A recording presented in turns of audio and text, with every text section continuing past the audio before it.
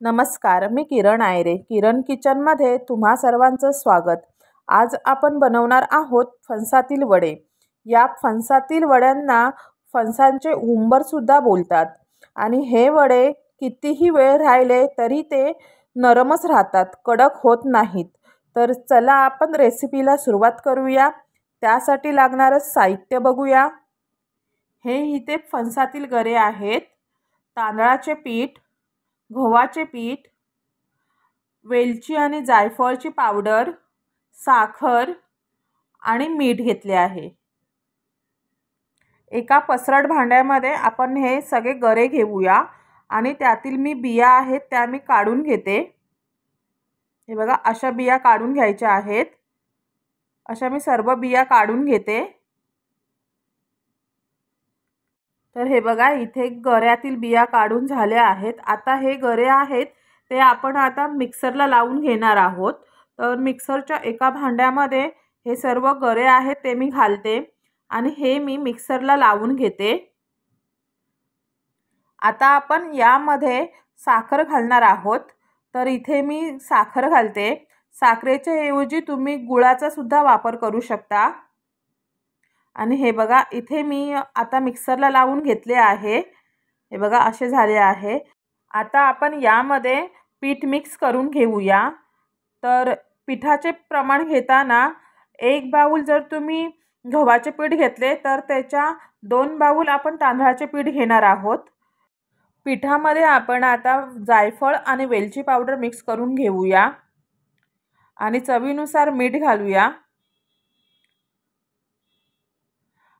या गऱ्यांच्या रसामध्ये जेवढे पीठ मिक्स होईल तेवढे पीठ आपण आता मळून घेणार आहोत. पीठ मळताना पाण्याचा वापर करायचा नाही आणि हे पीठ मळून घ्यायचे आहे. तर हे पीठ मी आता मळून घेते. हे बघा, असे पीठ मळून घ्यायचे. आता इथे हे बघा, हे पीठ असे मळून झाले आहे. मी तेल लावून हे पीठ मळून घेतले आहे आता. आणि हे मी अर्धा तास मी ठेवून देणार आहे आणि याचे वडे करून घेणार आहे.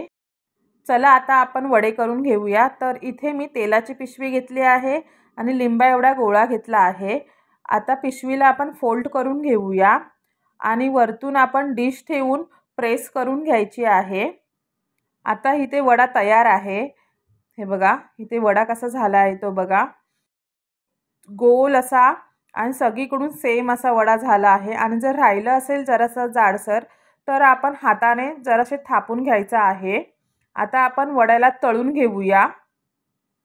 तर इथे मी तेल गरम होण्यासाठी ठेवले आहे. त्यामध्ये मी आता वडा सोडते.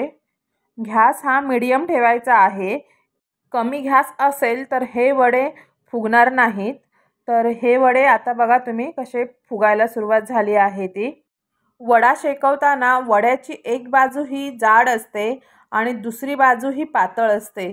तर दोन्ही बाजू शेकवताना कमी जास्त वेळ लागतो आणि त्याची पातळ बाजू असते तिकडून वडा हा लालसर होतो.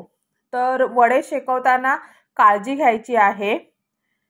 तर मी इथे बघा, हे वडे माझे शेकून झाले आहेत. तर आपण हे वडे आता काढून घेऊया. हे बघा, वडे कसे झाले आहेत ते, किती सुंदर कलर आला आहे.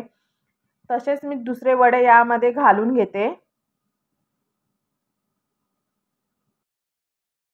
हे बघा, इथे हे वडे करून तयार आहेत आणि हे वडे तुम्ही कोणत्याही भाजीबरोबर खाऊ शकता. पण हे वडे चहाबरोबर खूप छान लागतात. जर तुम्हाला ही व्हिडिओ आवडली असेल तर तुम्ही चॅनलला सबस्क्राईब करा, लाईक आणि शेअर करा. चला भेटूया नवीन व्हिडिओमध्ये. तोपर्यंत नमस्कार.